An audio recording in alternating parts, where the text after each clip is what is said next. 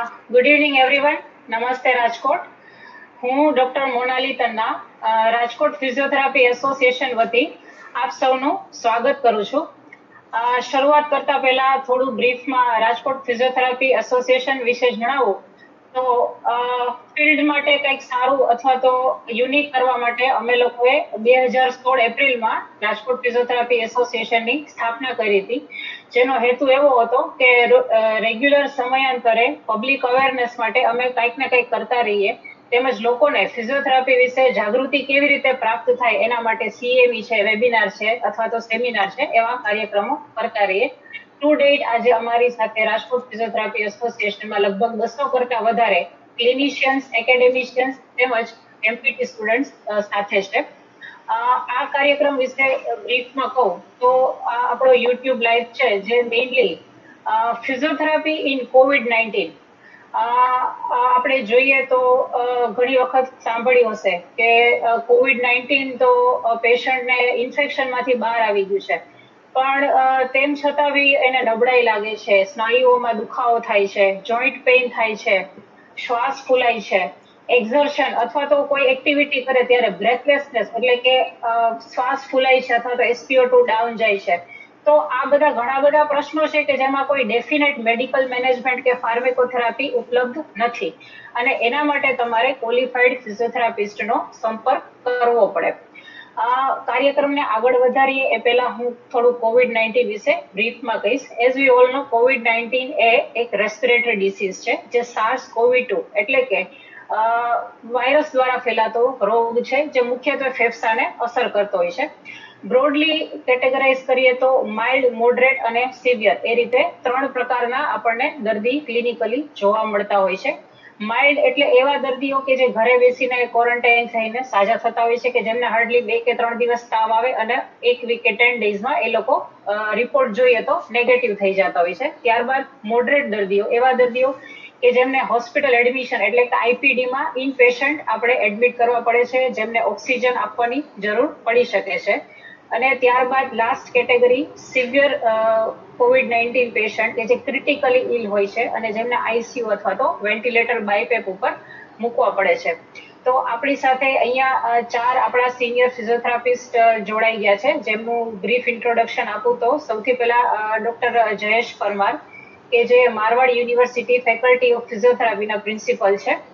ત્યારબાદ આપણી સાથે છે ડોક્ટર પારસ જોશી, જે સિનિયર ચીફ ફિઝિયોથેરાપિસ્ટ છે, પીડીઓ હોસ્પિટલ રાજકોટ. ત્યારબાદ છે ડોક્ટર અંકુર પારેખ, કે જે CHC લોધિકામાં ચીફ સિનિયર ફિઝિયોથેરાપિસ્ટ છે. અને ત્યારબાદ આપણી સાથે છે ડોક્ટર પ્રશાંત ઠાકર, કે જે GSCPT-ના ઇન્સ્પેક્ટર છે. તો મેં અહીંયા થોડા એવા કોમન પ્રશ્નો તૈયાર કર્યા છે કે જે મુખ્યત્વે આપણે જે લેમેન છે એમને મુખ્યત્વે આપણે ફિઝિયોથેરાપી કઈ રીતે ઉપયોગમાં આવી શકે એના માટે થોડું માર્ગદર્શન આપવાનું છે. તો સૌથી પહેલા આપણે જયેશ સરથી શરૂઆત કરીશું. સર, તમે થોડું બ્રીફમાં કહેશો કે કોરોના છે એ આપણને ફેફસાને અસર કેવી રીતે કરે છે, અને એ પહેલા આપણે થોડીક એની સંરચના અથવા તો એનેટોમી અને ફિઝિયોલોજી વિશે બ્રીફમાં જાણવું છે. અને કોરોના છે એ ફેફસાના કોષોને એટલે કે એની પેથોફિઝિયોલોજી તમે બ્રીફમાં જણાવશો please? Sure, thank you doctor Monali. હું આરપીએ તરફથી આભાર માનું છું કે મારા નોલેજને શેર કરવા માટે એક ચાન્સ મળ્યો. અને હવે તમારા ક્વેશ્ચન ઉપર આવું તો સામાન્ય ભાષામાં કહીએ તો લંગ્સ એટલે કે ફેફસાનું કામ શું છે અને આ કોરોનામાં એના ઉપર કેવી રીતે અસર થાય છે, તો બહુ જ સિમ્પલ લેંગ્વેજમાં કહું તો લંગ્સ એટલે ફેફસાનું મેઇન કામ છે ઓક્સિજન અને કાર્બન ડાયોક્સાઇડની આપ-લે કરવાનું. આપણે એને જો વિઝ્યુઅલાઇઝ કરવું હોય તો એક ટ્રી એટલે કે એક ઝાડ છે એને તમે ઉલટું વિચારી શકો, કે જેથી એનું જે થડ છે ઉપર આવે અને એની બ્રાન્ચીસ છે નીચે આવે, અને એના જે પાંદડા છે એને તમે એલ્વિયોલાઈ, કે જે મુખ્ય અને છેલ્લો ભાગ છે ફેફસાનો, કે ત્યાંથી ઓક્સિજન અને કાર્બન ડાયોક્સાઇડની આપ-લે થતી હોય છે. એટલે લંગ્સનું જે મેઇન આપણે વાત કરીએ ઓક્સિજન અને કાર્બન ડાયોક્સાઇડની આપ-લે કરતું હોય છે. હવે જ્યારે કોરોના થાય છે ત્યારે સાઇનસ, થ્રોટના એરિયામાં પણ કોરોના વાયરસ હોય છે, અને અમુક જેવી રીતે મેડમે વાત કરી એવી રીતે કે વાયરસ જો લંગ્સમાં એન્ટર થાય તો આપણે જે સમજીએ છીએ એવી રીતે બ્રાન્ચીસ કે જે રેસ્પિરેટરી પેસેજીસ કે જે આપણે એને સામાન્ય ભાષામાં કહીએ તો શ્વાસ નળી અને એના પછીની બધી નાની નાની નળીઓ હોય છે, ત્યાં આ વાયરસ અટેક કરે છે અને એના સેલ્સને ડેમેજ કરી અને ત્યાં એક પ્રકારનો સોજો ઉત્પન્ન કરે છે. અને એના કારણે સોજો ઘણીવાર એટલો વધી જતો હોય છે કે ઓક્સિજન અને કાર્બન ડાયોક્સાઇડની આપલેમાં બહુ જ ડિસ્ટર્બન્સ આવે છે, જેથી કરીને ઓક્સિજનનું લેવલ બહુ ઓછું થઈ જાય છે અને અમુક કિસ્સામાં કાર્બન ડાયોક્સાઇડનું લેવલ વધી પણ જતું હોય છે. એટલે આ દરેક સામાન્ય માણસને સમજાય એવી ભાષામાં કહીએ તો જ્યારે કોરોના ફેફસાઓ પર અસર કરે છે ત્યારે ઓક્સિજન અને કાર્બન ડાયોક્સાઇડની આપલેમાં બહુ જ ડિસ્ટર્બન્સ આવી જાય છે અને જેના કારણે ઓક્સિજનનું લેવલ ખૂબ જ ઘટી જાય છે.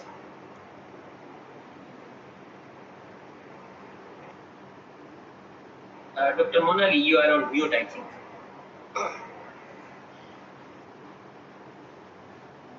Okay, thank you Jayesh sir. Sir, બીજો એક ક્વેશ્ચન એ છે કે કોવિડના મુખ્ય લક્ષણો કયા કયા હોય છે અને કયો ટેસ્ટ કરવો જોઈએ, એનું જરાક બ્રીફ માર્ગદર્શન આપશો પ્લીઝ? શ્યોર. હાલમાં લગભગ હવે તો મેડિકલ અને પેરામેડિકલ સિવાયના પણ લોકોને ઘણા બધા ટેસ્ટની માહિતી મળી ગઈ છે, જે આગળના સમયમાં પહેલા નહોતી. તેમ છતાં એના વિશે થોડી સામાન્ય માહિતી આપીએ તો આપણને લગભગ બધાને ખ્યાલ છે કે રેપિડ એન્ટીજન અને આરટીપીસીઆર આ બે ટેસ્ટ મુખ્યત્વે કરતા હોય છે. અને એના પહેલા લક્ષણોની વાત કરીએ તો સૌથી પહેલા તો ખાંસી આવવી, શરદી થવી અને થાક લાગવો, તાવ આવવો, ઘણા બધા લોકોમાં ટેસ્ટ અને સ્મેલના સેન્સેશન ઓછા થઈ જાય છે. અને સેકન્ડ વેવમાં ઘણીવાર પેટને લગતી સમસ્યામાં પણ થોડો ઘણો ઉમેરો થયો છે કે ડાયરિયા થવા અને પેટમાં બીજી નાની મોટી તકલીફ થવી, આ મુખ્યત્વે કોરોનાના લક્ષણો છે. અને મારા ઓબ્ઝર્વેશન પ્રમાણે મેં અમુક પોસ્ટ કોવિડ રિહેબિલિટેશન માટેના પેશન્ટ જોયા છે, તો એમાં મુખ્યત્વે લોકોને કોરોના વખતે અને કોરોના પછી પણ થાક લાગવાની સમસ્યા ખૂબ જ રહેતી હોય છે. અને આ ઉપરાંત ઘણીવાર એવું પણ જે સામાન્ય જનતા માટે જાણવા જેવું એવું છે કે આ બધા સિમ્પટમ્સ હોય તો જ કોરોના કેવું એવું જરૂરી નથી. ઘણીવાર આ બધા સિમ્પટમ્સ બહુ જ મામૂલી પ્રમાણમાં હોય છે.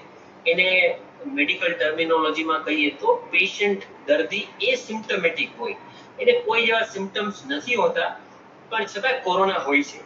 તો ઘણીવાર દર્દી એવું માનતા હોય છે કે મને હોય છે અને પેશન્ટના જે કમરનો ભાગ છે એની નીચે ઓશિકું રાખીએ તો પેશન્ટને સૂવામાં સરળતા રહે. Okay, thank you sir. Sir, તમે કીધું એ પ્રમાણે કે જે અલ્વિયોલાઈ હોય છે, જે ટ્રીનો નીચેનો ત્યાં આગળ ગેસિયસ એક્સચેન્જમાં પ્રોબ્લેમ થતો હોય છે અને ઓક્સિજન લોહી માટે આપણા જે બધા સેલ્સ છે એમાં પહોંચી નથી શકતું, અલ્ટિમેટલી પેશન્ટ્સ અને બ્રેથલેસ ફીલ થાય છે. તો સર, આ વેન્ટિલેશન શું છે અને પરફ્યુઝન શું છે, એ બે વચ્ચેનો થોડો ડિફરન્સ? જી જી. હવે આ જે કોરોના વાયરસ છે એ જ્યારે સંક્રમણ કરે છે ત્યારે એ વેન્ટિલેશન ઉપર એટલી અસર નથી કરતું પણ પરફ્યુઝન ઉપર કરે છે. હવે બેની ટર્મિનોલોજી આપણે સમજી લઈએ. વેન્ટિલેશન એટલે આપણે જે હવાનો ઓક્સિજન નાક વાટે અંદર લઈએ એને આપણે વેન્ટિલેશન કહીએ. પણ એ ઓક્સિજન એકવાર ફેફસા સુધી પહોંચી જાય પછી ફેફસાથી લોહીની કોશિકાઓ તરફ આપણે શુદ્ધ ઓક્સિજનને ધકેલીએ છીએ અને એ ઓક્સિજન પછી શરીરના વિવિધ અંગોને મળતો હોય છે. આ ઘટનાને આપણે પરફ્યુઝન કહીએ છીએ, જે ફેફસાની સપાટી અને લોહીની વચ્ચે થતી હોય ઓક્સિજનને ધકેલવા માટે. પરંતુ સોજાને કારણે પરફ્યુઝન છે એ અહીંયા મેઇન પ્રોબ્લેમ છે. પરફ્યુઝન જે રીતે થવું જોઈએ એ થતું નથી. વેન્ટિલેશન એડિક્વેટ હોય તો પણ પરફ્યુઝન છે એ એબનોર્મલ હોઈ શકે. Okay sir, that was indeed very good information. Sir, બીજો એક ક્વેશ્ચન એ છે કે જ્યારે પેશન્ટ આઈસીયુમાં હોય અથવા તો ક્રિટિકલી ઇલ હોય અથવા તો વેન્ટિલેટર ઉપર હોય તો સર એ લોકોને આપણે ફિઝિયોથેરાપી કરી શકાય અને કરીએ તો કયા પ્રકારની એક્સરસાઇઝ કરી શકાય આઈસીયુ પેશન્ટ્સ માટે? જી. હવે આ થોડું ટેલર મેડ થઈ જાય છે પણ ઇન બ્રીફ અમારા અમુક સિદ્ધાંતો છે કે અમે જોઈએ છીએ કે જે ફિઝિયોથેરાપી આપણે આપીએ ત્યારે પેશન્ટ જે છે એની O2 ડિમાન્ડ એકચ્યુઅલી વધુ હોય છે, એટલે કે પેશન્ટને ઓક્સિજનની રિક્વાયરમેન્ટ વધારે છે. એટલે બેઝિકલી અમે તો આઈસીયુની અંદર એ ધ્યાન રાખતા હોઈએ છીએ કે પેશન્ટની ઓક્સિજનની આ ડિમાન્ડ વધી ના જાય. એટલે એવી કોઈ પણ પ્રકારની કસરત જેનાથી ઓક્સિજનની ડિમાન્ડ વધી જતી હોય એ અમે એલિમિનેટ કરીએ છીએ. ઘણી વખત દર્દી પોતે પણ એન્ઝાયટીની અંદર એવી મુવમેન્ટ કરતા હોય છે જેના કારણે એની ઓક્સિજનની ડિમાન્ડ વધી જાય તો એનું પણ અમે ધ્યાન રાખતા હોઈએ છીએ. અને કસરતો પણ એ જ રીતે ડિઝાઇન કરવામાં આવે કે જેથી એની મિનિમમ એનર્જી વપરાય અને મેક્સિમમ O2 ડિલિવર થાય. એટલે મેઇનલી અમે વિવિધ પ્રકારની બ્રીથિંગ એક્સરસાઇઝીસ કરાવતા હોઈએ છીએ, જેમાં શ્વસન તંત્રના મુખ્ય સ્નાયુઓ જે છે એનો ઉપયોગ કરીએ છીએ, અને જે વધારાના સ્નાયુઓ જો શ્વસન માટે કામ કરતા હોય તો એને કેવી રીતે દૂર કરવા, એલિમિનેટ કરવા, એની ઉપર કામ કરતા હોઈએ છીએ. આ ઉપરાંત ICU ની અંદર પેશન્ટ બેડ બાઉન્ડ હોય, એટલે કે પથારીવશ હોય, એટલે એમનું જે લોહી ગંઠાવાની પ્રક્રિયા જે છે એ પણ થતી હોય છે, અને જેના કારણે પેશન્ટને લાઈફ થ્રેટનિંગ કોમ્પ્લિકેશન જેમ કે હૃદયરોગનો હુમલો છે, પક્ષઘાત છે, આવું થઈ શકે. એને નિવારવા માટે અમે બીજી જે એન્કલ ટોની મુવમેન્ટ છે એ પણ એમને કરાવતા હોઈએ છીએ, જેને કરીને લોહીનું પરિભ્રમણ છે ચોક્કસ રીતે થતું રહે અને દર્દીને કોઈ કોમ્પ્લિકેશન્સ ના આવે. Okay sir, okay, thank you so much. હવે અંકુર સર આપના માટે. સર, ડાયાફ્રેગમેટિક બ્રીધિંગ આપણે કોમનલી સાંભળ્યું છે, એક પ્રકારની શ્વાસની એક્સરસાઇઝ છે. તો સર, ડાયાફ્રેગમેટિક બ્રીધિંગ એકચ્યુઅલી છે શું, અને એ આપણે કોવિડના પેશન્ટને શું કામ એને આપવી જોઈએ? Okay, first of all thank you to RPA કે આપણને એક ચાન્સ મળ્યો છે. અને અત્યારે આપણે કોવિડના હવે જે પોસ્ટ કોવિડ કેસીસ જે છે એ લાસ્ટ ટાઈમ જે આપણે ફર્સ્ટ વેવ હતો એના કરતા આ વખતના પોસ્ટ કોવિડ કેસીસ ઘણા વધી ગયા છે. કે આ વખતે યંગ એજમાં પણ ઘણા કોવિડ કેસીસ આવ્યા છે કે જેનાથી કરીને એ લોકોને પણ બ્રીથિંગને પ્રોબ્લેમ ખાસ એવા થયા છે. તો આજે ક્વેશ્ચન છે એ બહુ જ ઇમ્પોર્ટન્ટ છે કે લિમિટ લોકોને સમજવાની જરૂર છે કે ભાઈ ખરેખર આપણી નોર્મલ બ્રીથિંગ બોડીની શું છે. ડાયાફ્રેગમેટિક બ્રીથિંગનો મતલબ શું છે કે ડાયાફ્રેગમેટિક એક મસલ્સનું નામ છે. આપણે જે સ્નાયુઓ કહીએ એ સ્નાયુઓનું નામ છે. ડાયાફ્રામ છે એ આપણો મેઇન રેસ્પિરેટરી મસલ્સ કહેવાય. રેસ્પિરેટરી મસલ્સ ભાઈ આપણને ઇન્સ્પિરેશન એટલે શ્વાસ લેવા અને બહાર કાઢવામાં આપણને મેઇન મદદ કરે છે. એ ડાયાફ્રામ એ આપણા પેટના નીચેના હાડમાં ઉપર આવેલો હોય છે કે જેથી કરીને આપણે જે એકચ્યુઅલ મસલ્સ છે ડાયાફ્રામ એની આપણે એક્ટિવિટી કરી શકીએ અને આપણા જે એસેસરી મસલ્સ છે બોડીના એ મસલ્સને આપણે રિલેક્સ રાખી શકીએ. કે જેથી સાહેબે હમણાં પારસ સરે વાત કરી કે ભાઈ વેન્ટિલેશન અને પરફ્યુઝન એ બે વસ્તુ ખાસ મેન્ટેન રહેવી જોઈએ આપણી. કે ભાઈ એનાથી તમારું પરફ્યુઝન જે છે બરાબર છે, ઓક્સિજનેશનની કેપેસિટી છે એ ડાયાફ્રામની સ્પેસિફિક બ્રીથિંગ કરવાથી એ તમારી કેપેસિટી ઇમ્પ્રુવ થાય છે. અને ડાયાફ્રેગમેટિક બ્રીથિંગ છે એ મેઇન આપણે જે બ્રીથિંગ કંટ્રોલ કહીએ કે કોઈ પણ દર્દીને ઊંડો શ્વાસ લેવો હોય, ઊંડા શ્વાસમાં ઘણા દર્દી બહુ ઊંડો શ્વાસ આમ લેતા હોય છે. એમાં એના એસેસરી મસલ્સ જે છે એ વધારે યુઝ થાય છે. જો આપણે દર્દીને ડાયાફ્રેગમેટિક બ્રીથિંગ પ્રોપર શીખવાડીએ અથવા તો પ્રોપર એ કરી શકે તો એનું જે શ્વાસ લેવાની પ્રક્રિયાથી થાકી જાય છે એ થાક નહીં એને ઓછું લાગે. અને સ્પેસિફિકલી જે રેસ્પિરેટરી મસલ્સ છે એ જેને કામ કરે તો એને આગળ જતા બ્રીથિંગમાં છે, વોકિંગમાં છે, કોઈ પણ એક્ટિવિટી કરવામાં થાક લાગે નહીં. ઓકે. તો આઈ થિંક ડાયાફ્રેમ કે જે મેઇન આપણું ઇન્સ્પિરેશનનો મસલ્સ છે એ આપણું એક્ટિવ વધારે રહેવું જોઈએ અને એક્સેસરી મસલ્સ એટલા જ રિલેક્સ રહેવા જોઈએ, બરાબર? ઓકે. સર, બીજું એક પૂછું હતું કે આપણે ચેસ્ટ મોબિલિટી એક્સરસાઇઝ કરાવતા હોઈએ છીએ કોવિડ પેશન્ટને. તો ચેસ્ટ મોબિલિટી એક્સરસાઇઝ શું છે અને એ લંગ્સની જે ઇલાસ્ટિસિટી અથવા તો સ્થિતિસ્થાપકતા ઉપર કઈ રીતે કામ કરે છે? Yes, exactly. મેં હમણાં જેમ કીધું એમાં કે ભાઈ આપણે ડાયાફ્રેગમેટિક જેટલું ઇમ્પોર્ટન્ટ છે એટલું જ છે લંગ્સની ઇલાસ્ટિસિટી અથવા તો સ્થિતિસ્થાપકતા છે એ એટલી જ ઇમ્પોર્ટન્ટ છે. કારણ કે કોવિડમાં અત્યારે શું થાય છે એને ARDS આપણી લેંગ્વેજમાં કહેવાય કે ભાઈ એક્યુટ રેસ્પિરેટરી ડિસ્ટ્રેસ સિન્ડ્રોમ, કે એમાં લંગ્સ જે છે એ સારે પણ કીધું કે ભાઈ લંગ્સ જે છે એના એલ્યુલાઇન એ બધાને કારણે સંકોચાઈ જતા હોય છે. તો એ જે સંકોચાયેલું લંગ્સ જે છે એને તમે ચેસ્ટ મોબિલિટીનો મિનિંગ એવો થાય કે ભાઈ ચેસ્ટ ને મોબાઈલ એટલે તમે એને મૂવમેન્ટ આપો તો જેથી કરીને તમારા લંગ્સ અંદર જે એક કેજની અંદર છે એ તમારા ફૂલાય અને એ જેટલા ફૂલાશે તમારા એના કારણે તમને એની લંગ્સની કેપેસિટી છે, ઇન્સ્પિરેટરી એક્સપિરેટરી એ કેપેસિટી વધશે. સપોઝ હું આ રીતે જે એક્સરસાઇઝ કરાવું છું કે પેશન્ટને હું એમ કહીશ કે ભાઈ તમે બે હાથ બહાર લઈ અને ઊંડો શ્વાસ લ્યો. તો જે ઊંડો શ્વાસ લેવાની પ્રક્રિયા છે એના કારણે આ હાથની મુવમેન્ટ એને હું કોરિલેટ કરું છું એટલા માટે કે ભાઈ હાથની મુવમેન્ટથી એના જે ચેસ્ટના આ બધો જે ભાગ છે એ મુવમેન્ટ એની ઇમ્પ્રુવ થશે અને અંદરના જે લંગ્સને છે એને એક્સપાન્ડ થવાની કેપેસિટી મળશે એને. કે લંગ્સ છે જેટલું વધારે એક્સપાન્ડ થશે તો એટલું ઇન્સ્પિરેશન વધારે લઈ શકશે, ઊંડો વધારે લઈ શકશે. ઘણા દર્દીને ફાયદા હોય છે કે ભાઈ મને ઊંડો શ્વાસ લઉં તો અહીંયા દુખાવો આવે છે, જે સ્ટર્નમ ઉપર દુખાવો આવે છે એ એટલા માટે આવે છે કે એમાં એકચ્યુઅલી એક્સેસરી મસલ્સ વધારે કામ કરતા હોય છે. આ ઊંડો શ્વાસ લેવાથી વધારે દુખાવો કેવી રીતે કમ્પ્લેન રહેતી હોય છે. જ્યારે આ રીતે ચેસ્ટ મોબિલિટી કરે તો એની ચેસ્ટની ફેફસાની જે કાર્યક્ષમતા છે, ફેફસાની જે ફૂલાવાની કાર્યક્ષમતા છે એ એનાથી વધે છે. એટલે ખાસ કરીને ફાઇબ્રોસિસ લંગ કે જે ફાઇબ્રોસ આપણે અત્યારે ખાસ જોતા હોઈએ છીએ કે પેશન્ટ વેન્ટિલેટર ઉપરથી ઓક્સિજન બધા ઉપરથી બહાર આવી ગયું હોય છે, છતાં પણ એને જે SpO2 છે એ 92-95 સુધી રહેતું હોય, તો એ લોકોમાં જે ફાઇબ્રસ લંગ થઈ ગયેલું હોય છે તો એના માટેની ચેસ્ટ મોબિલિટી એક્સરસાઇઝ છે બહુ જ ઉપયોગી એક્સરસાઇઝ છે. ઓકે અંકુર સર, તમે કીધું એ પ્રમાણે કે આ બધી જે એક્સરસાઇઝ છે એ આપણે ખાસ કરીને લંગ્સના વોલ્યુમ અને કેપેસિટી વધારવા માટે કરતા હોઈએ છીએ.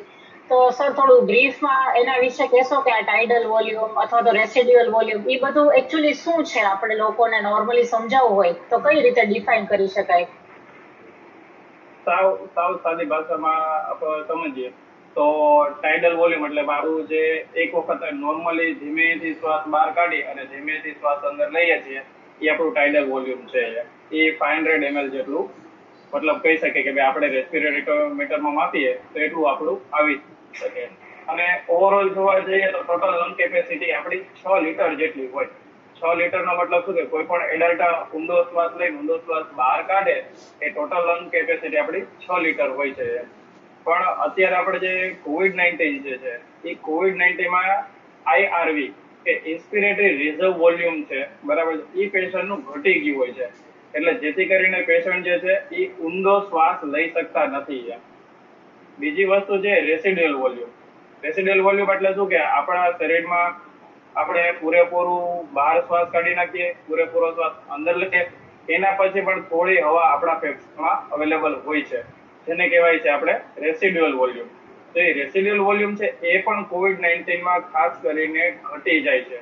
એટલે આ બે મેઇન કારણ છે કે COVID-19માં જેટલી ઝડપથી ફેફસા ઇન્વોલ્વ થાય છે કે જેટલી ઝડપથી ફેફસા ડેમેજ થાય છે, આ બે મેઇન કારણ છે કે દર્દી શ્વાસ ઊંડો પણ નથી લઈ શકતો અને દર્દી શ્વાસ અંદર જેટલી જરૂરિયાત હોય એટલી હવાની પણ ફિલ કરી શકતો નથી.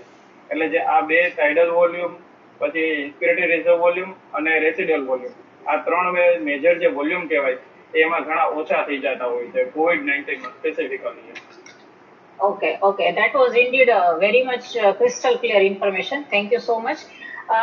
હવે ડોક્ટર પ્રશાંત, આપના માટે કે આપણે કોમનલી જોયું હોય છે કે પેશન્ટને જ્યારે ઇન્ડોર હોય ત્યારે અને ડિસ્ચાર્જ પછી પણ કે સ્પાયરોમીટર ની એક્સરસાઇઝ ફિઝિશિયન દ્વારા પ્રિસ્ક્રાઇબ કરવામાં આવતી હોય છે. તો આ સ્પાયરોમીટર એક્ઝેક્ટલી છે શું, અને એમાં જે ત્રણ જે ડિફરન્ટ કલરના બોલ્સ હોય છે તો એ શું ઇન્ડિકેટ કરે છે, અને એનાથી આપણે ઇન્સ્પિરેશન અને એક્સપિરેશન કઈ રીતે વધારી શકીએ? નમસ્કાર એવરીવન. બેસિકલી સ્પાયરોમીટર છે ને એ એક જાતનું પિસ્ટન મિકેનિઝમ ઉપર વર્ક કરવા વાળું એક ઇન્સ્ટ્રુમેન્ટ છે કે દર્દી જે એનો પાઇપ આવે છે, વિન્ડ પાઇપ, એનાથી માઉથપીસ થી જ્યારે શ્વાસ અંદર લઈએ ત્યારે જે હવાના પ્રેશરમાં ચેન્જીસ આવે એના હિસાબે થઈને ઉપર અથવા તો જ્યારે ઊંધું રાખીને એનો ફૂંક મારે ત્યારે પણ એ જે બોલ છે એ ઉપર ચડે છે.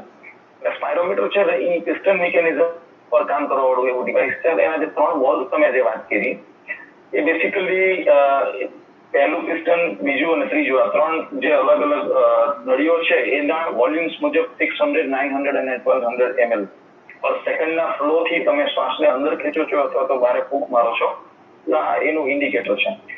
બેસિકલી સ્પાયરોમીટર નો બે પ્રકારના ઉપયોગ હોય છે, ડાયગ્નોસ્ટિક અને થેરાપ્યુટિક. ડાયગ્નોસ્ટિક સ્પાયરોમેટ્રી જે છે એ COPD ના બધા જે લંગ ડિસઓર્ડર્સ છે એની અંદર ખાસ કરીને કરવામાં આવે છે, પણ that is a very technical part. તમે જે વાત કરી ICUમાં અને ઘરે આપણે દર્દીને જે ઘરે આપીએ છીએ મશીન એક્સરસાઇઝ કરવા માટે, દર્દી થેરાપિસ્ટની હાજરીમાં જે કરે છે, આ જે મશીન છે એ બેસિકલી વિઝ્યુઅલ બાયોફીડબેક ઉપર વર્ક કરે છે.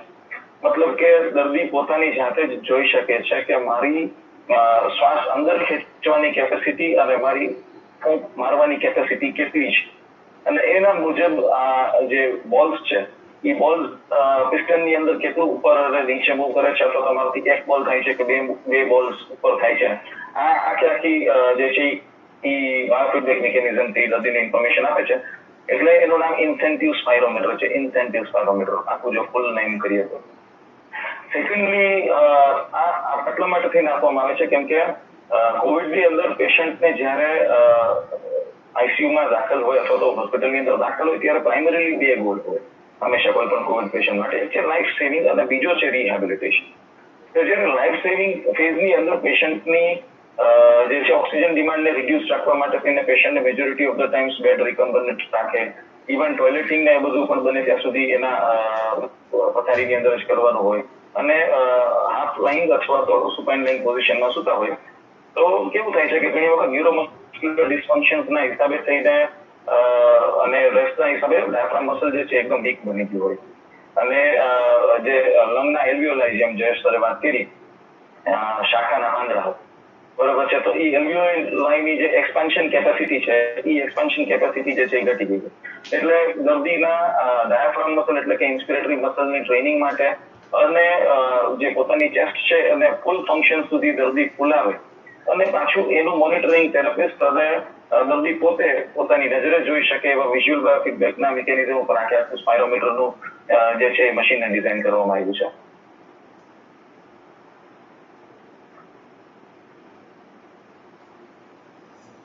ઓકે ડોક્ટર પ્રશાંત, એકદમ સચોટ માર્ગદર્શન હતું.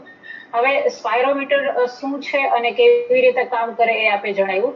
હવે બીજો એક ક્વેશ્ચન મને એ છે કે જ્યારે પેશન્ટ ઘરે કરતા હોય છે પોતાની રીતે કે જ્યારે કોઈ ફિઝિયોથેરાપિસ્ટનું એમાં સુપરવિઝન નથી હોતું, તો એ જે સ્પાયરોમીટર છે એ આપણે એટ વન સિટિંગમાં કેટલી વખત મેક્સિમમ કરી શકીએ કે જેથી કરીને હાઇપર વેન્ટિલેશન ન થઈ જાય? આ બહુ અગત્યનો ક્વેશ્ચન છે કેમ કે નોર્મલી કેવું હોય કે પેશન્ટને જ્યારે કોઈ પણ વસ્તુ આપણે ઘરે આપી દઈએ ને ત્યારે લોકોની એવી ટેન્ડન્સી હોય કે તે ટ્રાય ટુ ઓવરડુ, કેમ કે એવું લાગતું હોય કે આને વધારે વખત કરવાથી હું વહેલો સાજો થઈ જઈશ અને વહેલો બહાર આવી જઈશ. પણ મારી દ્રષ્ટિએ બિલકુલ ઓવરડુ કર્યા વગર, કેમ કે ultimately you are dealing with a very critical, બહુ જ અગત્યની સિસ્ટમ સાથે તમે ડીલ કરી રહ્યા છો, રેસ્પિરેટરી સિસ્ટમ. પાછું કોવિડનું જે પ્રાઇમરી ટાર્ગેટ સાઇટ છે એ રેસ્પિરેટરી સિસ્ટમ છે. એટલે તમે એ ટાર્ગેટ સાઇટને બિલકુલ એક્ઝોસ્ટ કરવા નથી માંગતા ઇવન આફ્ટર ડુઈંગ એક્સરસાઇઝ. તો તમારો જે ડોસેજ ઓફ સ્પાયરોમેટ્રી છે એટલો મર્યાદિત હોવો જોઈએ કે જેના હિસાબે તમારે જે સુધારો જોઈએ છે એ પણ તમને મળે. એટ ધ સેમ ટાઈમ તમે રેસ્પિરેટરી મસલ્સને બિલકુલ ફટીગ નથી કરતા. એટલે આઈડિયલી પ્રિસ્ક્રિપ્શન મુજબ તો એવું કહેવામાં આવે છે કે તમે એકદમ ઊંડો શ્વાસ જ્યારે ખેંચો, તમારો જે બોલ છે એ પિસ્ટનની અંદર ઉપર ચડે 5 સેકન્ડ્સનો હોલ્ડ, અગેન આરામથી પાછો શ્વાસ છોડી દેવાનો, પછી જસ્ટ એક બ્રેક નાનકડો, પછી સેકન્ડ રિપીટેશન અને એવા રિપીટેશન 10 રિપીટેશન્સ દર કલાકે. મતલબ કે you are not at all trying to, તમે બિલકુલ જે છે એ તમારા શ્વાસોશ્વાસના મસલને ચેલેન્જ એટલું બધું નથી કરતા કે જેથી બિલકુલ ફટીગમાં હોઈ જાય કે એક્ઝોસ્ટ થઈ જાય. કેમ કે અલ્ટિમેટલી કોવિડ પેશન્ટ્સમાં મોટો પ્રોબ્લેમ હોય છે એની ઓક્સિજન ડિમાન્ડ. બરોબર છે, બીકોઝ સાહેબે પાર્સરની વાત કરી કે પરફ્યુઝનનો પ્રોબ્લેમ હોય છે. ભલે વેન્ટિલેશન બહુ સારું હોય પણ પરફ્યુઝનનો ઇશ્યુ હોય છે. તો બહુ પ્રોપર ઓબ્ઝર્વેશન સાથે અને ખાસ કરીને આજે આપણે આવ્યા છીએ ત્યારે વાત કરવા માંગુ કે કોરોનાની ટાર્ગેટ સાઇટ છે એ રેસ્પિરેટરી સિસ્ટમ છે. એટલે the best person to deal with જે ડિસીઝ છે એની સાથે is a પલ્મોનોલોજિસ્ટ or a subject specialist or MD. અને લેટર ઓન તમે જે છે એ પ્રોપર જેને રેસ્પિરેટરી સિસ્ટમનું નોલેજ છે એવા સ્કિલ્ડ ફિઝિયોથેરાપિસ્ટ અને રજિસ્ટર્ડ લાયસન્સ ફિઝિયોથેરાપિસ્ટ પાસે આ વસ્તુઓ કરશો તો એને ફાયદો મળશે. એટલે કેવું થાય, લોકો તમને એડવાઇસ તો અલગ અલગ પ્રકારની મોબાઈલમાં પણ હમણાં આવે છે, વોટ્સઅપની અંદર ને યુટ્યુબમાં એ નંબર ઓફ વિડીયોઝ આપણને જોવા મળે છે. અલ્ટિમેટલી આ બધાનો હિસાબે મિસગાઈડ થઈ જવાનું અને બહુ વહેલું એક્ઝોસ્ટ કરવાથી ઘરે આવેલું પેશન્ટ પાછા હોસ્પિટલમાં દાખલ થવું પડે એવા ઘણા બધા બનાવો થયા છે. ઓકે, આ સાથે હજી એક મુદ્દો હું એડ કરીશ. જેમ ડોક્ટર પ્રશાંતે કીધું એ પ્રમાણે કે 10 રિપીટેશન કરવા જોઈએ, પણ હજી પણ હું એ કહેવા માંગીશ કે બધાથી 10 ન થાય તો એમાં કાંઈ પ્રોબ્લેમ નથી. ઇટ શુડ બી ટેલર મેડ. બધાથી 10 થાય એવું જરાય જરૂરી નથી. તમારાથી 6 પરફેક્ટ થાય તો 6 કરો, 7 થાય તો 7 કરો. એટલે it should be one side doesn't fit all. એટલે તમારા માટે જે યોગ્ય ઓપ્ટિમમ છે એ તમારા ક્વોલિફાઈડ ફિઝિયોથેરાપિસ્ટ સાથે ડિસ્કસ કરી અને એ પ્રમાણે જ કસરત કરવાનો આગ્રહ રાખવો જોઈએ. એમાં I would like to clarify કે આ શું કામ આપણે ફિઝિયોથેરાપિસ્ટ નું ઓબ્ઝર્વેશન જરૂરી છે. રેટ ઓફ પરસીવ્ડ એક્ઝર્શન અથવા મોડિફાઈડ બોર્ડ અથવા 6 મિનિટ વોક, આ બધા એવા પ્રકારના કાર્ડિયો રેસ્પિરેટરી સિસ્ટમના ટેસ્ટ છે કે જેનું નોલેજ એક સ્કિલ્ડ ફિઝિયોથેરાપિસ્ટને હોય. તો તમે જેમ કીધું કે મને 6 રિપીટેશન કરવાથી જ મારો બોર્ડ સ્કેલ જે છે એ 10 આઉટ ઓફ 10 ધારો કે આવી જાય છે, કે આરપી મારો જે છે એ પ્રમાણેનો આવી જાય છે. તો થેરાપિસ્ટ કેન ટેલ યુ કે ઓકે ફાઇન, તમે આ રિપીટેશન ઉપર અટકી જાઓ, આટલાની જરૂર છે, કાલે આપણે વધારશું, ધેર ઇઝ નો હરી. અને ઓનેસ્ટલી કહું તો rehabilitation tax 1 month to 3 months after hospitalization, એટલે ડિસ્ચાર્જ લીધા પછી 1 month to 3 months સુધીનો સમય અલગ અલગ ઇન્ટેન્સિટીના પેશન્ટ્સ માટે હોય. એટલે ધેર ઇઝ નથિંગ ટુ હરી, બિલકુલ ઉતાવળ કરવાની જરૂર નથી. ગો વેરી સ્લો, પણ પાછળ નથી જવા. Okay Prashant sir, will move forward. બીજો એક ક્વેશ્ચન એ છે કે આપણને ખબર છે કે COVID-19 is a respiratory disease, બરાબર, primarily, પણ once it attacks your body it will start the inflammatory reactions, બરાબર, એટલે આખા બોડીમાં ઇન્ફ્લેમેટરી પ્રોસેસ થાય છે, અલ્ટિમેટલી સાઇટોકાઇન સ્ટોર્મ્સ, અને આપણને બધું ખબર છે. તો હવે આ જે ઇન્ફ્લામેશન જે છે એ એકદમ વધી જાય તો એના કારણે કઈ ઇફેક્ટ જોવા મળે છે આપણને? અને બીજું એ કે ડી ડાયમર, LDH, એ બધા પેરામીટર્સ કે મેડિકલ જાર્ગન કે every other person is using this days, તો એનું પણ આપણે બ્રીફમાં જાણવું છે કે એનું ક્લિનિકલ કોરિલેશન કેટલું છે? હું એકદમ શરૂઆતથી વાત કરું. કોવિડના બેસિકલી ડિસીઝના 3 સ્ટેજીસ છે. એક છે સ્ટેજ ઓફ વાયરેમિયા, એક છે સ્ટેજ ઓફ ઇન્ફ્લામેશન, અને ત્રીજો છે સ્ટેજ ઓફ ફાઇબ્રોસિસ. બરોબર છે. હવે જ્યારે વાયરેમિયા સ્ટેજ છે ને, એ તમારા શરૂઆતના 4-5 દિવસ, તમને કોરોનાનો વાયરસ તમારા શરીરમાં આવ્યો પહેલા 4-5 દિવસ એમાં જશે. સેકન્ડ ફેઝની અંદર સ્ટેજ ઓફ ઇન્ફ્લામેશન છે, જ્યારે આ બધા જ બ્લડ રિપોર્ટ્સ ખૂબ જ અગત્યના છે, અને પોઈન્ટ માય વર્ડ્સ કે તમે છે ને આ એક જ વખતનો રિપોર્ટ કરાવેલો હશે ને, તો એ એક રિપોર્ટ આપણા કામમાં નહીં આવે. We need series of reports, કે આજે મેં આ રિપોર્ટ કર્યો ને આની વેલ્યુ આ આવી, આફ્ટર 2 days or 3 days હું પાછા એ રિપોર્ટ કરાવું છું ને એની વેલ્યુ એક્સ આવી. તો આ બે વેલ્યુઝ વચ્ચે શું ફરક છે, અને એના મુજબ જ એન્ટીવાયરલ, સ્ટીરોઇડ્સ એટલે કે ઇમ્યુનોસપ્રેસિવ્સ, અથવા તો એન્ટીફાઇબ્રોટિક ડ્રગ્સ, અથવા તો જે એન્ટીબાયોટિક્સ છે રોલ આ બધો આવે છે. વાત રહી આપણે જેને કહેવાય કે આ બધી CBC, CRP, ડી ડાયમર અને LDH, આ જે ચારે જે ટેસ્ટ વધારે પડતા કરવામાં આવે છે, એમાંથી CBC અને CRP જે છે એ બે ઇન્ફ્લામેટરી માર્કર્સ વધારે કહેવાય, CRP નહીં બધા.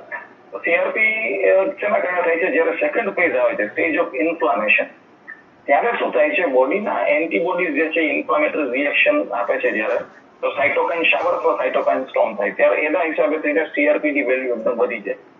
બરોબર છે. એ સમયે આપણને ખબર પડે કે અત્યારે જો આપણે આને દબાવશું, આ જે ઇમ્યુન રિસ્પોન્સ છે એને કંટ્રોલ કરશું, તો પેશન્ટના જે ટિશ્યુ ડેમેજ છે, ખાસ કરીને જ્યારે આ ઇમ્યુન રિએક્શન આવતું હોય છે, ત્યારે બ્લડ વેસલની અંદર રહેલા જે અમુક આપણા પોતાના પ્રોટીન્સ હોય છે ને, જે એની સામે ઓટો ઇમ્યુન રિસ્પોન્સ જનરેટ થાય છે આપણા બોડીનો. મતલબ આપણા સૈનિકોને આપણું શરીર જે છે એ મારવા માંગે છે. તો એના હિસાબે થઈને જે છે એ ઘણું બધું નુકસાન થાય છે, અને એ આપણે નોટિફાઈ કરવા માટે થઈને, એના ઉપર નજર રાખવા માટે થઈને CBC અને CRP આ બધા ઇન્ફ્લામેટરી માર્કર્સ છે એનો ઉપયોગ, અને એના સિરીઝ ઓફ રિપોર્ટ્સનો ઉપયોગ કરવો જોઈએ. ડી ડાયમર છે ને એ એક કોએગ્યુલેશન પ્રોફાઇલ કહેવાય, મતલબ કે લોહી ગંઠાઈ જવાની વસ્તુ જે માત્રાને એ શરીરની ટેન્ડન્સી કેટલી છે એનું માર્કર છે. આ કોએગ્યુલેશન વાળું જે માર્કર રહ્યું એ ક્યારે કામમાં આવે છે? જ્યારે આપણે કહીએ કે બ્લડ વેસલ્સની અંદર ડેમેજ થાય સાઇટોકાઇન શાવર અથવા સાઇટોકાઇન સ્ટોર્મ્સના હિસાબે, ત્યારે એની દિવાલો ઉપરથી પ્રોટીનનું ડેમેજ થવાના હિસાબે તમારા જે પ્લેટલેટ્સ છે ત્યાં જમા થાય. બરોબર, પ્લેટલેટ્સ જમા થાય એટલે એ બ્લડ ક્લોટ થઈ જાય એક જગ્યા ઉપર, એની વેલ્યુ વધારે છે આપણને ડી ડાયમર. એટલે ડી ડાયમર પણ એટલું જ અગત્યનું છે, નહીંતર ઘણા બધા કોમ્પ્લિકેશન જે છે એ ડી ડાયમર કંટ્રોલમાં ન કરી શકીએ તો આવે છે. એના માટે થઈને જ લોહી પાતળા કરવા માટેની પેલા જે જૂનો કોન્સેપ્ટ હતો એની પણ હવે નવા ન્યુઅર ઓરલ એન્ટીકોગ્યુલન્ટ ડ્રગ્સ જે આવી છે, એ બધી ડ્રગ્સનો ઉપયોગ ડોક્ટરો આ બધા માર્કર્સ ઉપરથી કરે છે. મતલબ કે CBC, CRP, ડી ડાયમર અને LDH જે છે એ ટિશ્યુ નેક્રોસિસ અથવા ટિશ્યુ ડેમેજ જે થાય છે એનો માર્કર છે બેસિકલી. કોરોનાની અંદર એનો રિપોર્ટ ઘણી બધી વખત કરવામાં આવે છે, પણ પ્રાઇમરી આપણા કામના આ 3 અને બાકી ગોલ્ડ સ્ટાન્ડર્ડ જેમ ચેસ કરે આપણે વાત કરી 2 રિપોર્ટ્સ ખાસ આરટીપીસીઆર અને રેપિડ એન્ટીજન અને જો ફેફસાની પરિસ્થિતિ જાણવી હોય તો HRCT ચોક્કસ આ બધા રિપોર્ટ્સ ઉપર જ રિલાય કરવાનો અને એ પણ સ્કિલ્ડ પલ્મોનોલોજીસ્ટ અથવા તો કોઈ જે સબ્જેક્ટ એક્સપર્ટ એમડી મેડિસિન જે છે એ લોકોની સાથે આ રિપોર્ટ્સ કરવાના કેમ કે નોર્મલ વેલ્યુઝની સાથે જ ખાલી કમ્પેર કર્યા કરશું તો ખબર નહીં પડે એના સિરીઝ ઓફ રિપોર્ટ્સથી આપણને ખબર પડશે કે ડિસીઝ પ્રોગ્રેશન કે રિકવરી કે છે. Okay. That was indeed a perfect description. Thank you, Dr. Prashant. Sir આગળ વધીએ તો જ્યારે સર આપણે હમણાં ડિસ્કસ કર્યું એ પ્રમાણે આઈસીયુમાં પણ આપણે COVID-19 ના પેશન્ટને એક્સરસાઇઝ કરાવી શકીએ તો પેલું મારે એ જાણવું છે કે કયા પ્રકારની એક્સરસાઇઝ કરી શકીએ અને નંબર 2 કે ઘણા બધા પેશન્ટ્સ જે આઈસીયુમાં હોય છે મોસ્ટલી એવા હોય છે કે જે સિવિયરલી ઇન્ફેક્ટેડ હોય છે અને જેમના ફેફસા છે એ 60 થી 90% ઇન્વોલ્વ હોય છે જેમનો કોરાટ સ્કોર સીટી સ્કેન ઉપર બહુ હાયર સાઈડ ઉપર હોય છે તો આવા બધા પેશન્ટમાં આપણે શું સ્પેશિયલી ધ્યાન રાખવું જોઈએ એક્સરસાઇઝ કરાવતી વખતે. Thank you doctor Monali. સાવ સિમ્પલ લેંગ્વેજમાં અને અગત્યની ઇન્ફોર્મેશન આપ્યું તો આઈસીયુમાં જ્યારે પેશન્ટ એડમિટ હોય છે તો સમજી શકાય કે એમની પરિસ્થિતિ થોડી વધારે ગંભીર હોય છે તો એમને નહીં ગ્રુપ થેરાપી આપવી એને ઇન્ડિવિજ્યુઅલ પેશન્ટ ગણી અને એમના પેરામીટર ચેક કરી અને એક્સરસાઇઝ આપવી. એટલે મારી ઘણી જગ્યાએ આપણે એવું પણ જોતા હોઈએ છીએ કે એક સાથે ગ્રુપમાં ઘણા બધાને ફિઝિયોથેરાપી અપાતી હોય છે. ઓફકોર્સ આઈસીયુમાં તો નથી જ અપાતી પરંતુ કોવિડના પેશન્ટમાં ગ્રુપ થેરાપી નહીં પરંતુ એને ઇન્ડિવિજ્યુઅલ થેરાપી આપવી એ ખૂબ જ જરૂરી છે. અને આઈસીયુમાં જ્યારે પેશન્ટ એડમિટેડ હોય છે ત્યારે ઘણી બધી ટ્યુબ્સ અને કેબલ્સ અટેચ હોય છે તો એમાં સામાન્ય રીતે એ લોકો ઓક્સિજનનું લેવલ મેઝર કરતા હોય છે. ઓક્સિજનનું level, blood pressure, respiratory rate અને બીજા જો પેશન્ટ મિકેનિકલ વેન્ટિલેટર ઉપર હોય તો એના વોલ્યુમ્સ ને કેપેસિટીઝ ચેક કરી અને પછી અલગ અલગ પ્રકારની ફિઝિયોથેરાપી અપાતી હોય છે. આગળ પણ વાત થઈ એ પ્રમાણે એને નેબ્યુલાઇઝર અપાય કે હ્યુમિડિફિકેશન આપી શકાય કે લિમ્બ ફિઝિયોથેરાપી કે સ્પાયરોમેટ્રી કે પ્રોન પોઝિશનિંગ આવી અલગ અલગ પ્રકારની થેરાપી અપાતી હોય છે. પણ કહેવાનો મતલબ ટૂંકમાં એક જ છે કે આગળ પણ તમે વાત કરી એમ કે દરેક પેશન્ટને અલગ ગણી અને એમના પેરામીટર ચેક કરી અને અલગ ફિઝિયોથેરાપી આપવી જરૂરી છે. ઓકે એટલે ધેટ મીન્સ કે ફિઝિયોથેરાપિસ્ટે પેશન્ટને પહેલા તો થોરોલી અસેસ કરી પછી એનો ટેલર મેડ પ્રોટોકોલ બનાવવો જોઈએ બરાબર. સર અત્યારે આપણે રૂટીનલી સાંભળીએ છીએ કે પેશન્ટ અત્યારે કોવિડમાંથી બહાર આવી ગયું પણ અત્યારે હજી બી એની કહેવાય કે બ્રેથલેસનેસ એવી કમ્પ્લેન છે એટલે પોસ્ટ કોવિડ રિહેબ લે છે તો સર આ પોસ્ટ કોવિડ રિહેબ શું છે અને કોવિડના તમામ પેશન્ટ એ લઈ શકે કે એમાં કોઈ કોન્ટ્રાઇન્ડિકેટેડ પેશન્ટ્સ પણ હોય છે?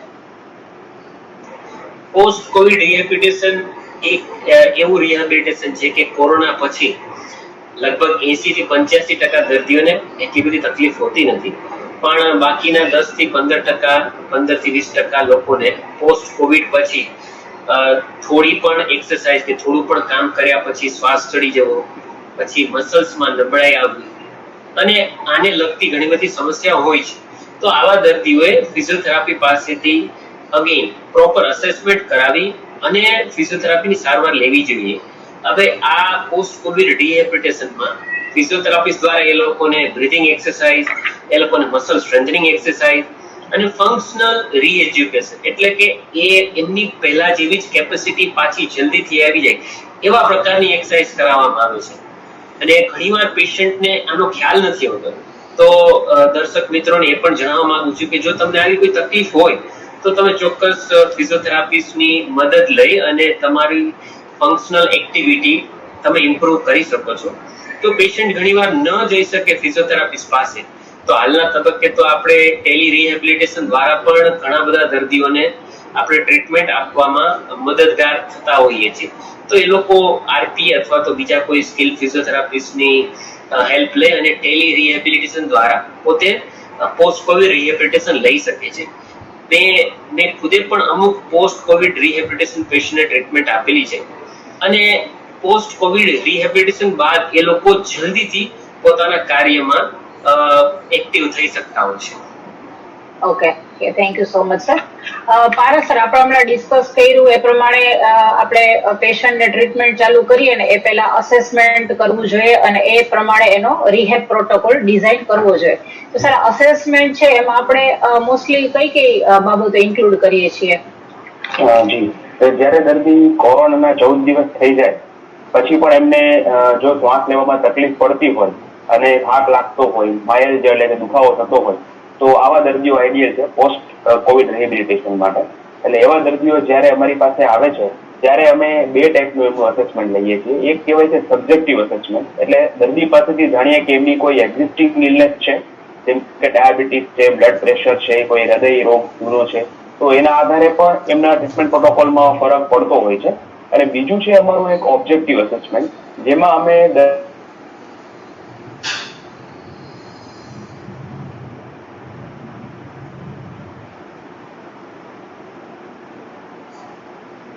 હવે આ એક સ્પેસિફિક ટેસ્ટ છે જેમાં અમે પેશન્ટને પહેલા એનું SpO2 જોઈએ, બ્લડ પ્રેશર જોઈએ અને પછી એને એના કમ્ફર્ટેબલ પેસ ઉપર 6 મિનિટ ચલાવીએ. અને 6 મિનિટ ચલાવ્યા પછી વચ્ચે બ્રેક પણ આપી શકાય, એ ફિઝિયોથેરાપિસ્ટ નક્કી કરતા હોય છે.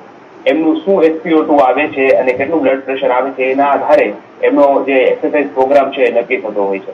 એટલે આ જે 3 અસેસમેન્ટ ટેકનિક છે, તો પેશન્ટની પોતાની હિસ્ટ્રી અને ઓબ્જેક્ટિવ અસેસમેન્ટમાં પેશન્ટને કેવો શ્વાસ ચડે છે એના જુદા જુદા સ્કેલ આવે છે.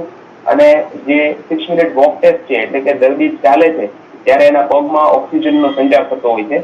અને જો ફેફસા ત્યારે પણ નબળા હોય તો SpO2 છે એ થોડું નીચે આવે છે, 80-85 જેવું આવી જતું હોય છે જનરલી. તો પછી કઈ રીતે એક્સરસાઇઝ પ્રોગ્રામ નક્કી કરવો એ ફિઝિયોથેરાપિસ્ટ આ અસેસમેન્ટ ઉપરથી નક્કી કરતા હોય છે. અને after the end of rehabilitation અમને આમાં ઘણું સારું ઇમ્પ્રુવમેન્ટ જોવા મળે છે કે પછી જ્યારે પેશન્ટ 14 દિવસ પછી પાછી 6 મિનિટ વોક ટેસ્ટ કરે તો પેશન્ટને કોઈ થાક લાગતો હોતો નથી. Thank you sir.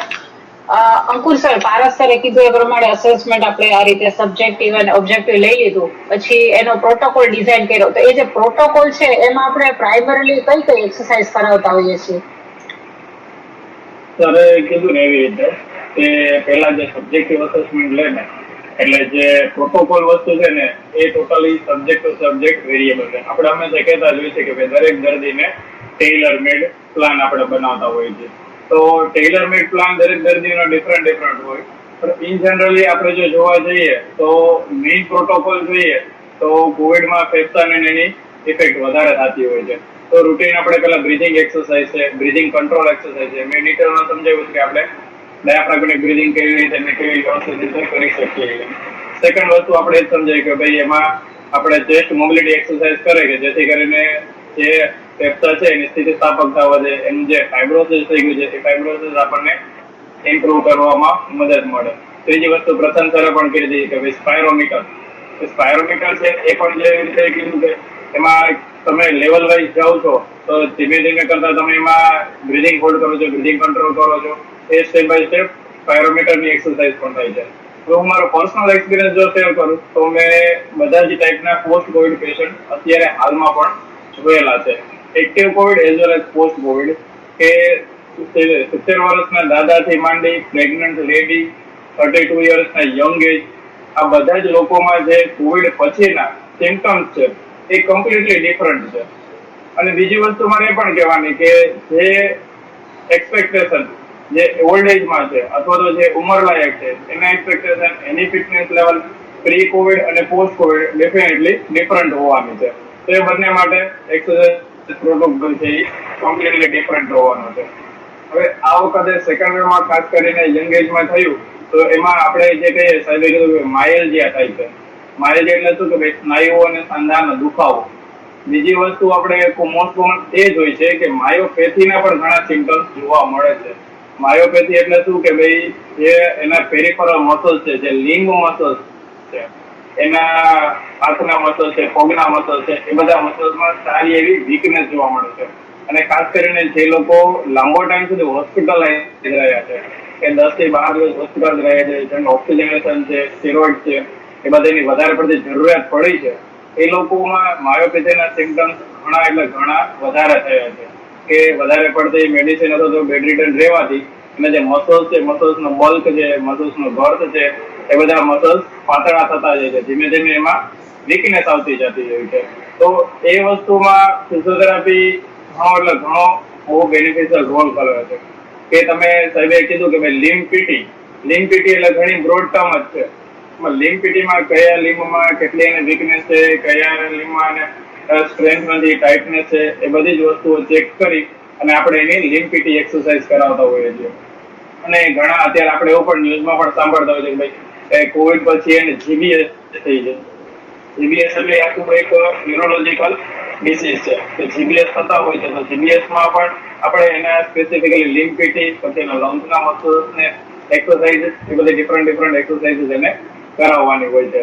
એટલે ઓવરઓલ આપણે એક પ્રોટોકોલ સેટ કરીએ તો first of all we will focus on the lungs કે ભાઈ લંગ્સ એના ઇમ્પ્રુવ હશે, લંગ્સની એની એક્સરસાઇઝ, લંગ્સના ફંક્શન બરાબર કામ કરતું હશે તો એને સાથે સાથે આપણે લિમ્બ એક્સરસાઇઝ પણ કરાવી શકશું. વન ટાઈમ લિમ્બ એક્સરસાઇઝ, એની લેગ મુવમેન્ટ, એના લંગ્સ બધું વ્યવસ્થિત ફંક્શન પોઝિશનમાં કામ કરવા માટે પછી આપણે પ્રોગ્રેસિવલી એને વોકિંગ એડવાઇસ કરશું. વોકિંગ એડવાઇસ કર્યા પછી જો પેશન્ટ એજેડ છે તો એને ઘરે જ આપણે સાયકલિંગ એક્સરસાઇઝ છે અથવા તો ટ્રેડમિલ એક્સરસાઇઝ છે એ બધી એક્સરસાઇઝ આપણે રૂટીનલી પ્રિસ્ક્રાઇબ કરીશું. મતલબ જે આપણો ટાર્ગેટ હોય છે કે દર્દીનો ટાર્ગેટ હોય છે કે ભાઈ કોરોના પહેલા આવો હતો, હવે હું કોરોના પછી આવો થઈ શકીશ કે નહીં, એની સ્ટેપ બાય સ્ટેપ પ્રોટોકોલમાં આપણે જઈએ તો ચોક્કસપણે પેશન્ટ જે રીતે પહેલા વર્કિંગ કરતા હતા, પોતાની પહેલા ફિટનેસ જે હતી એ પ્રમાણે જઈ શકાય ચોક્કસપણે. ઓકે, અંકુર સર, તમે કીધું કે આ રીતે ડિફરન્ટ એક્સરસાઇઝ જેમ કે વોકિંગ છે કે સાયકલિંગ છે એ બધી કરી શકાય. તો સર આ બધી એક્સરસાઇઝ જ્યારે આપણે કોઈ પર્ટિક્યુલર પેશન્ટ માટે ડિઝાઇન કરતા હોઈએ એનો ડોઝેજ, તો ત્યારે આપણે એવા કોઈ સ્પેસિફિક ક્રાઇટેરિયા અથવા તો કટ ઓફ લિમિટ્સ રાખીએ છીએ જેમ કે VO2 મેક્સના આટલા % સુધી જ આપણે જવું જોઈએ ઓર મેક્સિમમ હાર્ટ રેટના આટલા ટકા જ આપણે કરવું જોઈએ? Yes exactly. એક્ઝામ્પલ મેં હમણાં તમને કીધું એમ જ કે ભાઈ ઓલ્ડ એજના પેશન્ટ પણ આપણે જોયેલા છે અને યંગ એજ પેશન્ટ પણ જોયેલા છે. સેમ વસ્તુમાં હું ઓલ્ડ એજના જે સિનિયર સિટીઝન છે એમાં જેટલા હું લેવલ એમને હું કદાચ સાવ સિમ્પલ એક્ઝામ્પલ કહું કે હું એને 5 મિનિટ જ સાયકલ કરાવી શકીશ. બાઇસિકલ જે છે એ 5 મિનિટ કરાવી શકીશ. મતલબ ત્યાં સુધીનું એનું એક્ઝર્શન મેક્સિમમ થઈ જશે. Same cycle, same intensity, same speed જે યંગ એજ વાળા છે એમને હું 10 થી 15 મિનિટની ઇન્ટેન્સિટી સુધી જઈ શકે. તો ideal protocol if you want to start for the old age, start from the 2 to 5 minute અને જે યંગ એજ છે એમાં તમે 8 થી 10 મિનિટથી શરૂઆત વોકિંગ છે, સાયકલિંગ છે, આ બધી એક્ટિવિટી જનરલી કરી શકતા હો છો. કે ભાઈ આપણને જ ખબર છે કે ભાઈ યંગ એજ છે તો they can easily cope up with the exertion. એટલે એમાં સેટ લિમિટ આપણે એને પલ્સ રેટ, હાર્ટ રેટ અને જનરલી અત્યારે જે કોવિડ સિચ્યુએશન છે એમાં આપણે એમનું SpO2 અને પલ્સ આપણે પલ્સ ઓક્સિમીટર સાથે જ રાખી અને બધી એક્સરસાઇઝ ને બધું કરાવતા હોઈએ છીએ જેથી કરીને આપણને કોઈ પણ સડન ફોલ કે સડન શૂટઅપ થતું હોય આપણને. Okay, thank you Ankur sir. Doctor Prashant, આપણે ડિસ્કસ કર્યું એ પ્રમાણે પોસ્ટ કોવિડ રિહેબ આપણે કરાવતા હોઈએ છીએ, અસેસમેન્ટ અને એનો ટેલર મેડ પ્રોટોકોલ નહીં. હવે એક્ઝેક્ટલી કોવિડ રિહેબના સેશન પહેલા અને પછી આપણે મુખ્યત્વે વોટ આર વી આઈંગ ફોર, આપણે શું ગોલ અચીવ કરવા માંગતા હોઈએ છીએ એના ઉપર થોડું આપ જણાવશો? જયારે કોવિડ નું ઇન્ફેક્શન થાય ને ત્યારે એ માત્ર રેસ્પિરેટરી સિસ્ટમ ઉપર વર્ક કરવા વાળો વાયરસ છે, પણ એના જે રેસિડ્યુઅલ ડેમેજીસ જે છે ને it works on multiple level. એટલે શરીરની ઘણી બધી સિસ્ટમ ઉપર એટેક કરે અને ખાસ કરીને ડિસીઝના હિસાબે થઈને શરીરમાંથી પ્રોટીનનો માત્રા એકદમ ઘટી જાય. એટલે સાહેબે જેમ કીધું કે સ્નાયુઓ નબળા પડી જાય, સ્નાયુઓની સાઇઝ એકદમ નાનકડી થઈ જાય, વીકનેસ એટલી બધી આવી જાય. બીજું ડિહાઇડ્રેશન એટલે કે પાણી ઓછું થઈ જવાના હિસાબે થઈને ટાઇટનેસ આવી જાય, બરોબર છે. અને ત્રીજી વસ્તુ જે છે એ એક્ઝર્શન ઉપર ડિસ્નિયા એટલે કે શ્વાસ લેવામાં તકલીફ પડવા માંડે. બધી સાદી ભાષામાં એમ કે મને હાફ ચડી જાય છે, જરાક આટલું કામ કરું તો પણ મને હાફ ચડી જાય. આ વસ્તુઓ જે છે એ કોવિડના પેશન્ટ્સમાં રિકવરી લાઈફ સેવિંગ એક વખત થઈ ગયું. ડોક્ટરોએ મેડિસિનના ડોક્ટરોને પલ્મોનોલોજિસ્ટ એનું કામ કરી દીધું. હવે વાત એવી કે ભાઈ એનું રિહેબિલિટેશન પાછા જયારે આપણે બે ટ્રેક ઉપર ચડાવવાના છે ત્યારના પોર્શનની અંદર દર્દી આપણને મેક્સિમમ ફરિયાદ એવી કરતા હોય છે કે હું ઉભો પણ રહું છું ઇવન 1 મિનિટ પણ મને શ્વાસ ચડી જાય છે. મતલબ મારા શરીરની એટલી ઓક્સિજન ડિમાન્ડને પણ મારું સિસ્ટમ જે છે એ કોપ નથી પહોંચી શકતું. તો આ સિચ્યુએશનમાં આપણી પાસે જયારે પેશન્ટ આવે છે ત્યારે અસેસમેન્ટ, પ્રોપર ટ્રીટમેન્ટ પ્લાન અને જેમ કીધું કે ટાર્ગેટ પણ આપણે બનાવી લેવો જોઈએ કે આ પેશન્ટને આપણે આ ઇન્ટેન્સિટીની એક્સરસાઇઝ આટલી માત્રામાં કરાવશું અને આને મારે આ લેવલ સુધી આ દર્દીને પહોંચાડવા છે. જે આખો ફેઝ જે છે એ મેં પહેલા કીધેલું 1 to 3 મંથ સુધીનો ચાલી શકે હોસ્પિટલથી ઘરે આવ્યા પછી.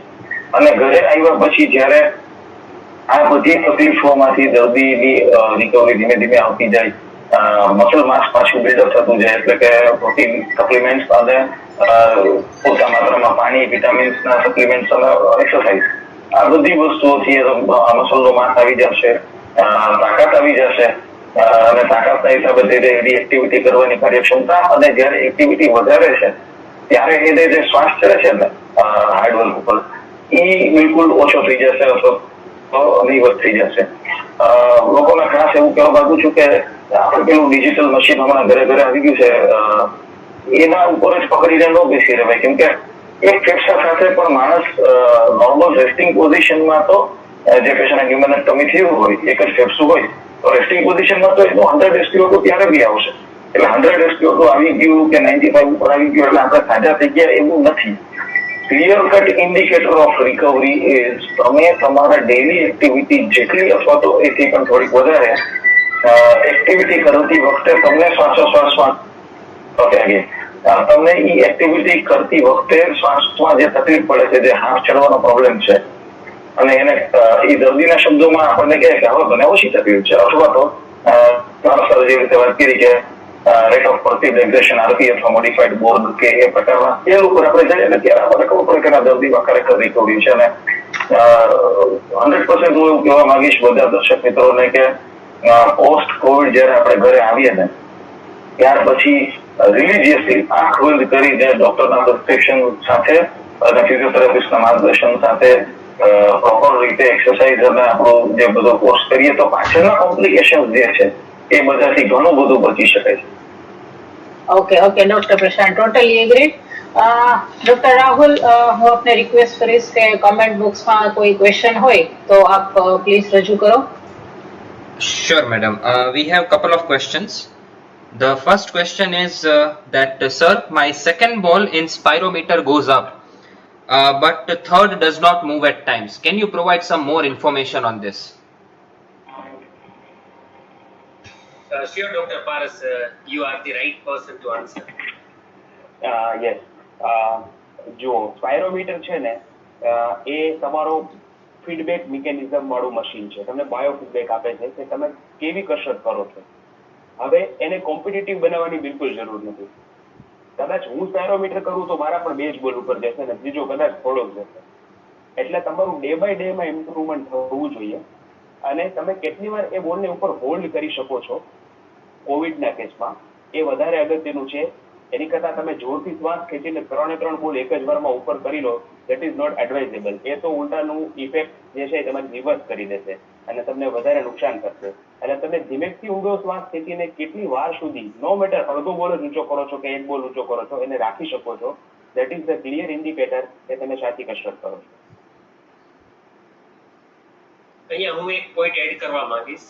પારસ સરે રાઈટલી કીધું કે બહુ ઝડપથી શ્વાસ લઈ અને 3 બોલ ઊંચા કરવા કરતા ધીમેથી અને ઊંડો શ્વાસ લઈને 2 બોલ વધારે સમય સુધી ઉપર રાખવા એ વધારે અગત્યનું છે. દર્દીઓને આ ફીડબેક મિકેનિઝમથી ઘણીવાર એવું જ ફીલ થાય કે મારે 3 બોલ ઉપર કરવા છે, પણ એવું કોઈ જરૂરી નથી. ટેકનિક ખોટી ન થાય, સ્લો એન્ડ ડીપ બ્રીથિંગ આ યાદ રાખજો, એ મહત્વનું છે. Yes, sir. Thank you for answering. And second question is also related to the same spirometry. So the question is, after COVID positive, which phase we should start our patient's spirometer exercise? Is it on the recovery phase only? Please, Dr. Ankur, please. Okay, ખાસ તો સ્પાયરોમીટર ક્યારે કરવું અને ક્યારે ન કરવું એ main વસ્તુ જરૂર છે. આપણે અત્યારે જે ડિસ્કસ કર્યું જે રીતે કે ભાઈ સ્પાયરોમીટર છે એ આપણે આઈસીયુ ના પેશન્ટ અથવા તો બાયપેપ વાળા પેશન્ટ હોય છે તો એમાં જનરલી પ્રિફર કરતા નથી હોતા. સેકન્ડ થિંગ કે ઓક્સિજન ઉપર પેશન્ટ હોય છે. ઓક્સિજનના પણ ઘણા દર્દીઓને લેવલ વાઇઝ હોય છે કે ભાઈ પેશન્ટ છે માસ્ક ઓક્સિજન ઉપર છે કે પેશન્ટ છે HFNC ઉપર છે કે નેઝલ કેન્યુલા વાળા ઓક્સિજન ઉપર છે. એ દર્દીઓમાં આપણે ક્યારે પ્રિસ્ક્રાઇબ કરવું. જનરલ ક્રાઇટેરિયા અમે એવો સેટ કરતા હોઈએ છીએ કે દર્દી છે HFNC એટલે કે નાકમાં નળી નાખેલી હોય એવા દર્દીઓ, અને નાકમાં નળી નાખેલી હોય, 2 થી 3 લીટર ઓક્સિજન હોય, અને સાથે એ ઓક્સિજન પોતાનું લેવલ 92 થી 95 સુધી મેન્ટેન કરતું હોય, તો આવા દર્દીઓમાં સ્પાયરોમેટ્રી આપણે પ્રિસ્ક્રાઇબ કરી શકતા હોઈએ છીએ કે જ્યારે દર્દી હોસ્પિટલમાં એડમિટ હોય ત્યારે પણ એમને સ્પાયરોમીટર આપી શકાતું હોય છે. બીજી વસ્તુ ખાસ કહું કે ઘણા દર્દીઓ અમે એવા પણ જોયેલા છે કે જેમાં દર્દી છેલ્લા અઠવાડિયે 10 દિવસથી એના 2 લીટર 5 લીટર ઓક્સિજન સાથે હોય અને એમાંથી આગળ કે ઇમ્પ્રુવ થતું હોય નહીં. મતલબ આપણે ઓક્સિજન જો કાઢી નાખીએ તો દર્દીનું SpO2 છે એ 90 થી અથવા તો 85 થી નીચે જતું રહે. તો એવા કેસમાં અમે એવું ડિસ્ક્રાઇબ કરતા હોય છે કે આ પેશન્ટને લંગ્સમાં ફાઇબ્રોસિસના ચાન્સીસ વધારે છે, જેથી કરીને મેન્ટેન કરતા નથી. તો એવા દર્દીઓમાં પણ સ્પાયરોમીટર આપણે ઘણું ઉપયોગી થતું હોય છે. તો ખાસ કરીને જે પેશન્ટ આઈસીયુમાં હોય અને ઓક્સિજનમાં નેઝલ કેન્યુલા સાથે 2 લીટર પણ ચાલતું હોય તો એવામાં સ્પાયરોમીટર આપવો તો આપણે સ્પાયરોમીટરથી ઘણી એની સારી ઇફેક્ટ લઈ શકતા હોઈએ. અને ઓબ્વિયસ વસ્તુ છે કે ઘરે આવી ગયા પછી જો ઓક્સિજનેશન નથી મળતું, પેશન્ટને સારું રહે છે, ખાલી બ્રેથલેસનેસ ને એવું રહે છે, તો એ લોકોમાં તો ઓબ્વિયસ છે કે આપણે સ્પાયરોમીટર આપતા જ હોઈએ છીએ. Okay, sir. Thank you for the answer. That's it from the comments. We have no more questions so far. Handing over to you, Monali madam. Okay, thank you so much all the viewers અમારી સાથે જોડાવા માટે. આશા રાખું છું કે તમારા મોટાભાગના પ્રશ્નોનો જવાબ આમાંથી મળી ગયો હશે. I thank you all the dignitaries આપનો વેલ્યુએબલ સજેશન્સ અને ટાઈમ આપવા માટે. ભવિષ્યમાં આવા જ પ્રોગ્રામ સાથે અમે પાછા આવીએ ત્યાં સુધી રજા લઈશ. Good night, happy weekend, stay safe, good bye. Thank you very much. Thank you, everyone. We are concluding the session here. Thank you everyone for viewing.